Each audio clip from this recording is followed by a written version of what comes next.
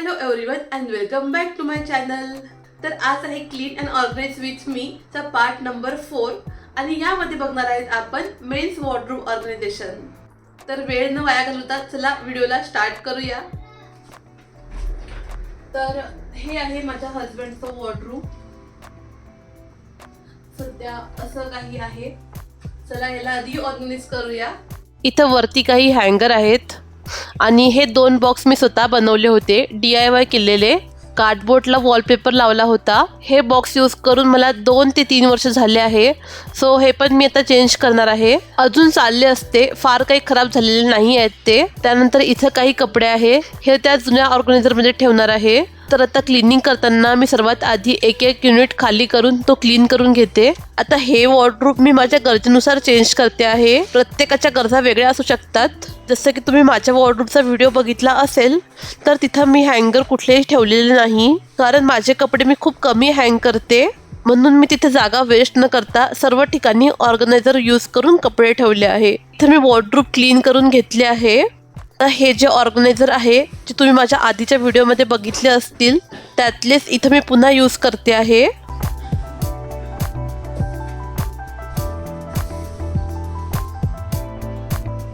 आता हा जो पहिला बॉक्स आहे यामध्ये मी माझ्या हजबंडचे ऑफिसला जायचे किंवा बाहेर जायचे सर्व टी-शर्ट ठेवते. या दुसऱ्या बॉक्समध्ये जीन्स आणि शर्ट्स असतात. जीन्स फक्त धुतलेलीच यामध्ये ठेवते, बाकी सर्व डोअरच्या मागे असतात. आणि या बॉक्समध्ये तेच शर्ट असतात ज्याला प्रेस केलेली नसते. त्यानंतर त्याच्या साईडचा जो बॉक्स आहे तो मी प्रेस केलेल्या शर्टसाठी ठेवते आणि जे काही टी-शर्ट वगैरे प्रेस केलेले असतात ते मी असे हँग करते.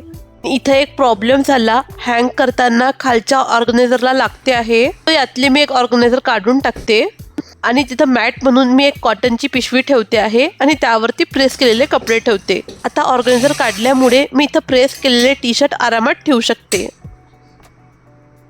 आता जो हा साईडचा छोटा युनिट आहे हा डेली वेअर कपड्यांसाठी केला आहे मी. तो आधी क्लीन करून घेऊया.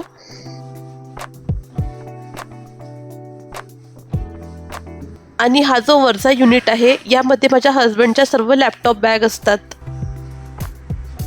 सो हा पण युनिट मी आता क्लीन करून घेते.